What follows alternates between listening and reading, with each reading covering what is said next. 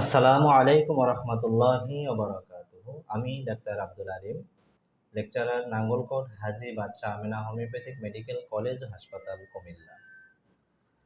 Cure point medical কনসালটেন্সির পক্ষ থেকে আপনাদেরকে জানাই সুস্বাগত।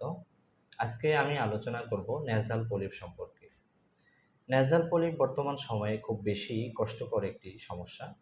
আমাদের কাছে এই বিষয়গুলো নিয়ে যে সমস্ত রোগীরা আসেন, তাদের বেশিরভাগ রোগীরাই প্রথম এসে যে সমস্যা বলেন সেটা হলো, স্যার, এর আগে আমি নাকের অপারেশন করিয়েছি, আমি ২ বার অপারেশন করিয়েছি, ৩ বার অপারেশন করিয়েছি, এমন রোগীও পাওয়া যাচ্ছে। কিভাবে অপারেশন করিয়েছেন?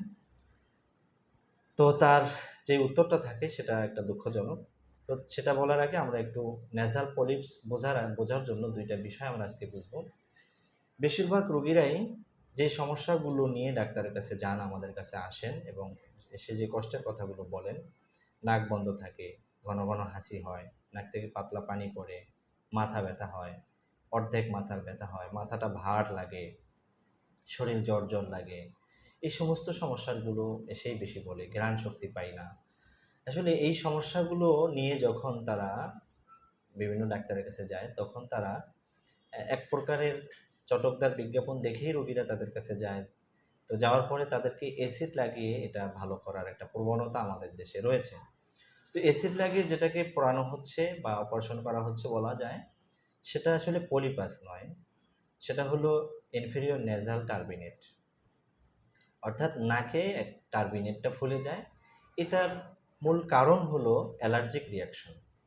অ্যালার্জিক রিয়াকশনে বেশি ঠান্ডা, বেশি গরম, খুব বেশি ঠান্ডা পরিবেশেও টার্বিনেটটা ফুলে যায়, খুব বেশি গরম আবহাওয়ায় টার্বিনেটটা ফুলে যায়।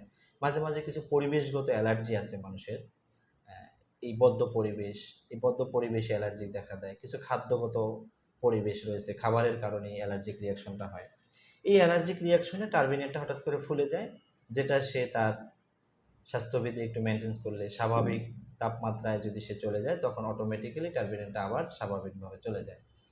এই বিষয়টাকে পলিপাস মনে করে আমাদের দেশে অ্যাসিড লাগানো হচ্ছে। আসলে এটা পলিপাস নয়।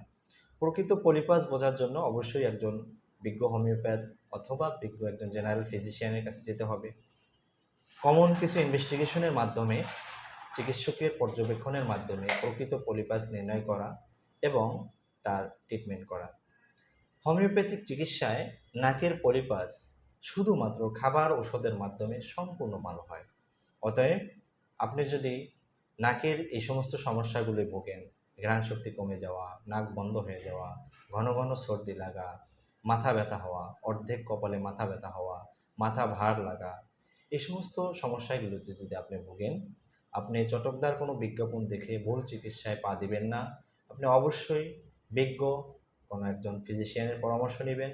চিকিৎসক তার পর্যবেক্ষণ এবং পরীক্ষা নিরীক্ষার মাধ্যমে নির্ণয় করবেন আপনার পলিপাস হয়েছে কিনা। যদি পলিপাস হয়ে থাকে, তার খাবার ওষুধের মাধ্যমে হোমিওপ্যাথিতে সম্পূর্ণ আরোগ্য হওয়া সম্ভব।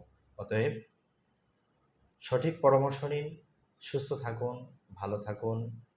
পরবর্তী কোনো ভিডিও নিয়ে কথা হবে। ততক্ষণ সবাই ভালো থাকেন। আল্লাহ হাফেজ। আসসালামু আলাইকুম রহমতুল্লাহি ওয়া বারাকাতুহু।